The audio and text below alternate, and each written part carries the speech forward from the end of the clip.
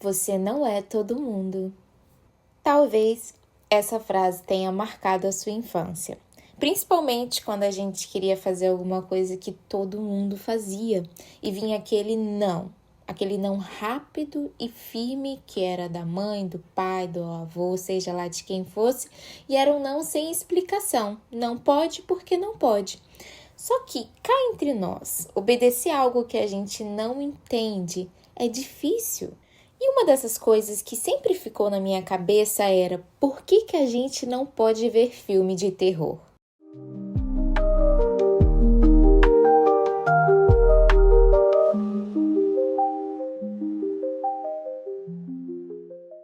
Minha mãe sempre dizia: não assiste isso, filha, porque esses filmes eles atraem outras coisas ruins para dentro de casa.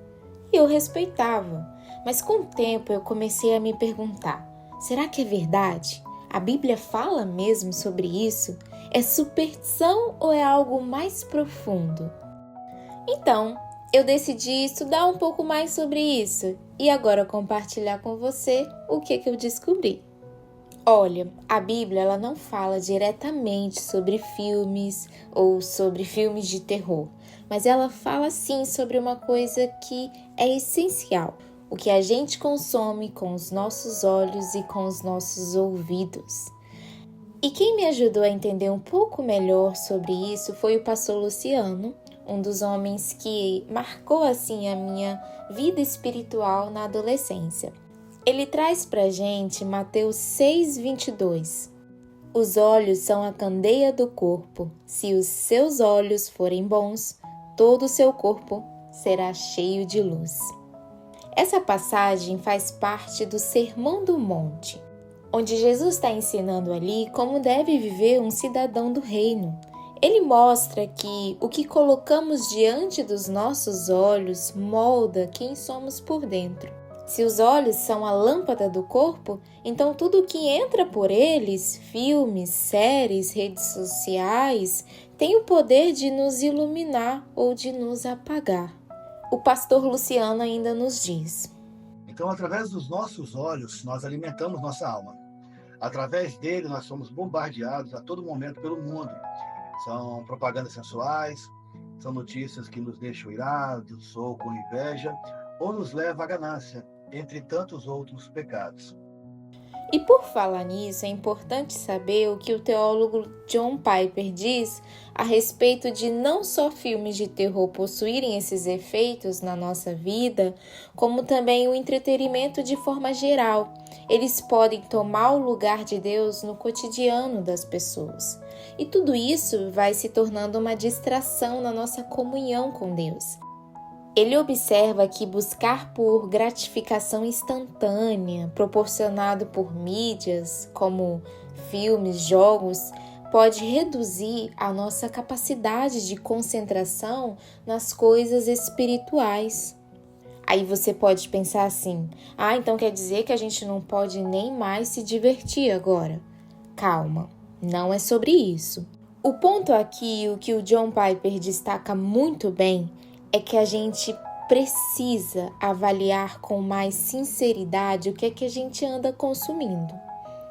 A pergunta não é posso ou não posso, mas sim isso edifica a minha fé? Isso promove pureza espiritual ou só me distrai do foco? Tudo que esfria o seu coração, que te confunde espiritualmente, que te afasta da presença de Deus, não edifica. Filmes, músicas, livros, conversas, tudo isso pode sujar ou limpar o seu interior. Buscar pureza espiritual é escolher lutar contra o que contamina. O ódio, a inveja, a imoralidade, o medo, a mentira, por exemplo, são essas coisas que nos contaminam. Edificar a fé é alimentar tudo que te faz mais parecido com Jesus. E se a gente parar para pensar, como que o medo que esses filmes de terror nos causam, como que ele pode fortalecer a nossa confiança em Deus se medo e confiança são exatamente o oposto? Promover pureza espiritual é remover o que polui o seu relacionamento com Deus. Então a pergunta que fica é: Esses conteúdos que você assiste estão te ajudando nessa luta ou só te deixando mais fraco espiritualmente? E olha, o pastor Luciano também compartilhou. Quando menor, eu até assisti alguns filmes de terror, né? Os clássicos, como Exorcista, Hellraiser, que é Renascido do Inferno, Poltergeist. Agora, alguns filmes, eles retratam possessão demoníaca de uma maneira bem realista, que nos leva a pensar de onde vem essa inspiração ou revelação para tal. O que me levou a parar de assistir é que são as blasfêmias contra Deus, as afrontas a Jesus. E esses filmes carregam muito o ambiente quando assistimos, né? Fica um peso espiritual muito grande. E eu nunca tinha parado para pensar sobre isso. De onde vêm essas ideias? Quais são essas fontes por trás dessas histórias? A verdade é que existe algo muito maior por trás dessas telas. E mesmo que a gente assista só por diversão, o efeito no ambiente não é nada ingênuo. É como se, pouco a pouco, aquele clima sombrio fosse se espalhando no seu quarto, na sua sala e na casa inteira. E isso atinge a sua família também. A Bíblia mostra que ambientes espirituais existem. E a forma como a gente alimenta esses ambientes importa sim. Em Mateus 12, do 43 ao 45, Jesus fala sobre um espírito imundo que volta para casa vazia, varrida e adornada. Ou seja, uma casa pronta para ser ocupada de novo.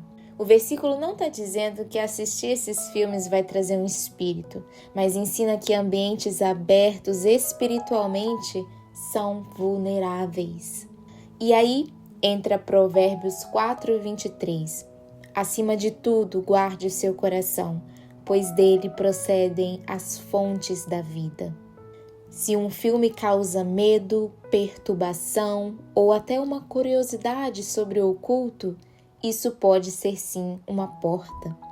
É por isso que não dá para tratar isso só como um filme, porque o que você deixa entrar pela tela também entra no seu espírito e no seu lar.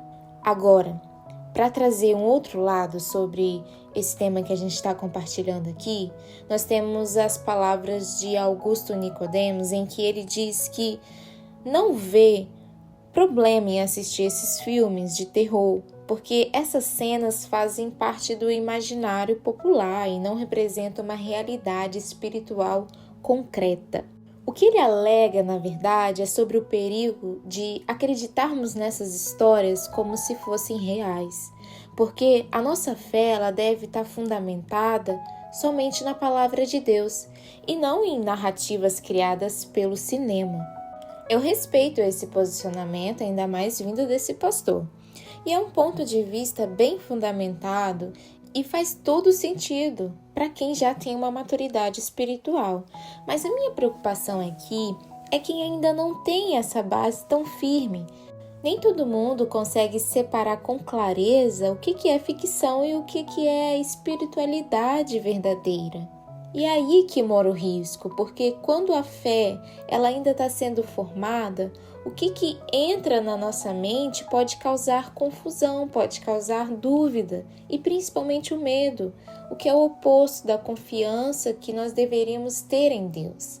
Eu falo isso porque quando eu era mais nova, por algumas vezes eu teimei assistir esses filmes de terror. E eu lembro de um específico que eu vi antes de dormir, e essa foi a pior decisão que eu fiz, em que a menina reproduzia sons com a boca dela.